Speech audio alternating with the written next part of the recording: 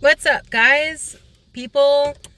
Okay, so I am getting on today to talk about mental health, and I really want to address this because, um, sorry, I feel like I have to sneeze. Because I see the need for more mental health professionals, but also because there's a situation that has come up. The camera's up there. Okay, good. That has come up where I have had to step in because of someone who has a mental illness and it's not being addressed properly. First thing I want to start off is saying this. I know that the majority of the world wants to help people that are in need. If you have a friend or you know somebody that has a mental health problem, um, I know that you want to be there. A lot of people want to be there for those people, and they want to help out and make sure the person is living their best life. And also, it kind of makes you feel good. A lot of the time, it can make someone feel good to be like, yes, I helped out someone with a mental health issue, and I'm there for them, and blah blah blah. But the thing is this: there are different severities. There are severity levels when it comes to how does that sound so weird to me? I know it's fine to say, but there are different levels when it comes to mental health. There's functional, there's semi-functional, and then there's straight up dysfunctional. Functional, I believe, and I know because I studied social work, and also before I even studied social work, I studied a lot about mental health because my mother was bipolar and also had depression and went into bouts of being manic, and my aunt has mental health issues, and my sister and my grandmother and myself. So I was studying this before I even went to school, and when I got out of school and I talked to people and I went to different places and all this stuff, because it's something that you have to really understand. It's not like just helping someone randomly who has a small problem. When someone has a mental health problem, it's much bigger than just helping them out, with a small thing. It's like sometimes someone's brain has a chemical imbalance, so you have to figure out how to help someone with a chemical imbalance. But I say the different levels of mental health when it comes to severity because of the fact that someone can be extremely functional and still have a mental health problem. That to me is the functional. Semi-functional to me is semi-functional is when the person is able to do a lot of basic things, and they still have mental health issues, and they have a lot of they might have bouts of depression or being manic. And then dysfunctional is straight up when you can't do anything, when your mental illness is so bad that you are literally either living in a constant state of euphoria or a state of depression, or you can't get up and do anything, or you're just wandering. Which is why we see so many people out here in Chicago and where I am, in different places, that are wandering because they're so dysfunctional, and they're a marginalized group because nobody knows how to deal with their mental illness. So yes, what I was saying, I want to go back to the first. I want to talk about the functional state of having mental illness. Functional is when you have a mental illness and you're still able to function. Now that can go downhill very fast because of whatever trigger is going on, or when the balance is really off, or environmental factors or culture factors, or whatever triggers you, or whatever happens. When you're functional, you can still do a lot of things, and that's the best time to help someone who needs help and who needs guidance. But the other thing I want to say is that if you are if someone has a mental health issue and you are trying to direct them away from that by being a friend and by treating them as you would treat a regular friend, you're not helping them properly. Because when someone has a mental health issue, whether they are functional, and I said functional because I think that's the best stage to help someone. When they're dysfunctional, you kind of have to direct them to a mental health professional, because that's the only person who knows how to equip someone. Prayer will not help. Putting someone on a retreat will not help. Taking them away to another state and letting them live their life for a while. Because what happens is a lot of people try their best to help someone with a mental health issue based on how they know how to be helped, by getting away from the problem, working out more, all these different things. But then what happens is you still have the same problem when you come back, Or you make it worse, because when people sometimes are like, especially in manic states, when they're in this stage of high euphoria, when they feel like they can do all these things, or when they're not rational, then when they come down from it, sometimes they remember the things that they've done, and they feel really bad, and it puts them in a horrible depression, or they don't remember, and they're extremely depressed because they know that they've had all this time and they don't remember anything. And so what I wanted to say is that if you know someone who has a mental health issue, you can't enable them. You are enabling them if you are not helping them to live their best life, like helping them to actually get the help that they need. Every single person who has a mental health issue, and even people in the world who are not diagnosed, every person who has a mental health issue needs to be directed to get help, especially if there are kids involved, if there's family involved, if there's ministry, if there's work, all these different things.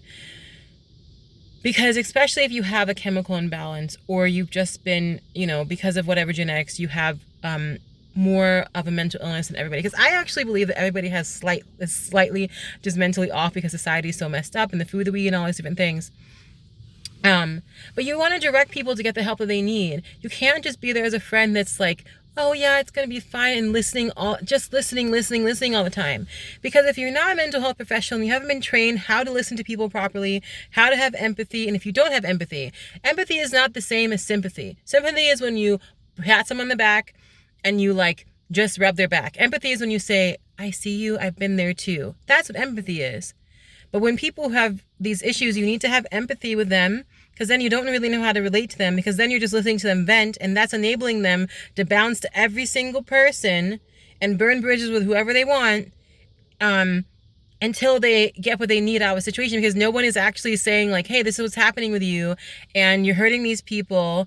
And then a lot of people are not strong enough to, they want to be submissive and back down, and they don't want to hurt the other person. So what they do is like, oh, I'm sorry, like, I know that's hard and all this stuff.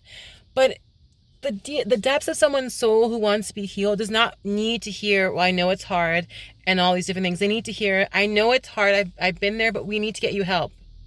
You have to be very cautious about how you go about, these certain things, because I know that it's hard, and a lot of people will flee from you. And that's the other thing. It's okay if people leave. Sometimes people have to be totally cut off in order to get the help that they need. I could talk about my own personal experience with my mother and with my aunt and with myself, but I want to just say that it's okay to not be the savior of someone's mental health. It's not your job, especially if you're not a mental health professional. It's not your job. Literally, it's not your job to help someone who has a problem with their mental health, because a lot of mental health people, like I said, are abusers. There are functional and then there's dysfunctional. And when it's dysfunctional, you need to straight up direct someone to mental health services. Semi-functional still, semi-dysfunctional is not the best. And I think that you can see someone going downhill from functional to extremely dysfunctional.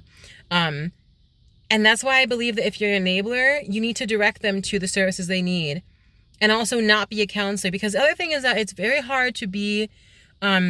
to listen to people. I know that, and this sounds so harsh, to like say like, I can't listen to you until you get the help that you need. But if people hear that from the same person over and over again, eventually they're going to get the help that they need, because they're going to be like, okay, well, maybe this is what's wrong with me. Just because you feel bad for somebody, and you're like, especially when it comes to church people, if you think everyone's supposed to be welcome at church, everyone is supposed to be welcome at church. But not everyone is supposed to be burdened by the burdens of everybody in church. Like, it's not your job as a person to take on the burdens of other people. And that specifically, I want to talk about this. If you feel like you were taking on the burdens of someone else, especially if someone who has a mental illness, that you really can't take care of, and you can't find the boundary between like, oh my gosh, I just don't know what to do to help them, then it's not your job to help them.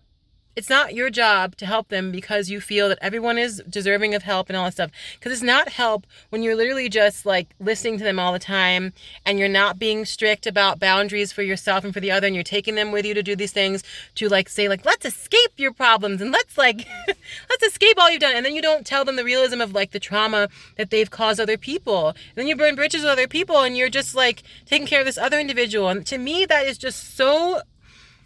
But the other thing is, I don't feel bad. I don't feel like I feel bad saying this, but because a lot of people think that they can take on someone's mental health, but they can't most of the time, because it's the job of a mental health professional and of the person dealing with the mental health. Those are the people that need to take care of people with mental illness. And people who are friends and family should be there, but with boundaries, especially if the person is functional. Because if they're functional and they're aware there's a problem, they have to be the one to go to get help. And a lot of people, like, this is something that I find with a lot of people. A lot of people. I have a lot of friends that have someone who's either bipolar, that's depressed, or whatever. And they're like, I just want to be there. And then for months and for weeks, sometimes it's turned, with one person I know, it's turned into a year. They've been there constantly. And eventually they're like, I can't do this. I'm like, because you were never meant to do it. It was never meant to be you. Yes, you were supposed to be there to be the one that is able to, that the person can confide in. But a lot of people, the soul of that person, what's the depths of the person's heart is like, help me get the help that I need. And I'm going to vent about these things, but help me.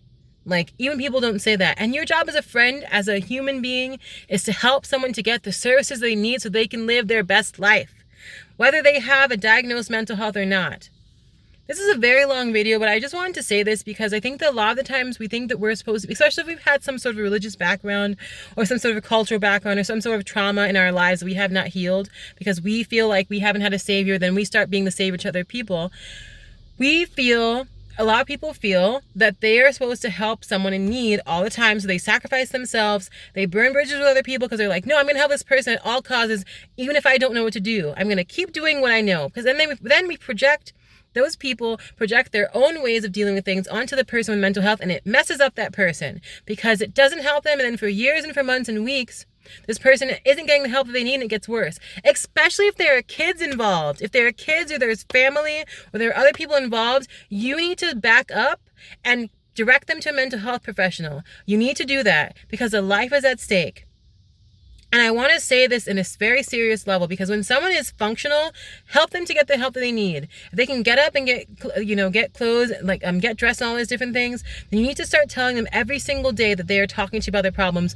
Okay, thank you for telling me this, and be very cautious with this, because people are going to run, but if they run, it's okay, because of the fact that if you're telling them the truth, and you can't hide the truth, you have to eventually say it if they're going to run or not. It's not your job to keep someone like, oh my gosh, what am I going to do if I lose them? Like, that's not your job. Like, your job is to be the one to put them on the path towards where they're originally going to be. But back to what I was saying, someone is having this problem, you have to be very cautious with them, and remember that they're going to vent to you, and then you have to say to them, okay, well, what are we going to do now? What are we going to plan to do? What numbers are we going to call to get you the help that you need? Do you need money? Like, these kind of things. There are lots of free services out there for people for counseling, and it's hard to find, but they are out there. And the thing is, there are sliding scales for people to get services they need. There are a lot of sliding scales out there, but you have to really search. A lot of people don't want to search because they want to be the counselor and they want to be the therapist to make themselves feel better, to calm their ego. We don't talk enough about ego and how that is affecting a lot of what we're doing in the world. And this is why I'm able to get back to myself and get back to helping people, because my ego, I've reached out to people that I didn't want to reach out to, but I'm not going to let my ego get in the way of me telling people what you're doing is not right and you're enabling this person, or you're not being good to this person and you are not being good to yourself. Anyways, this is a long video. This is 13 minutes and 51 seconds at this time, but I'm going to go because I'm going to go work out, and then I'm going to go to my apartment and just chill out. So anyways, have a good night. Take care of yourself. Bye.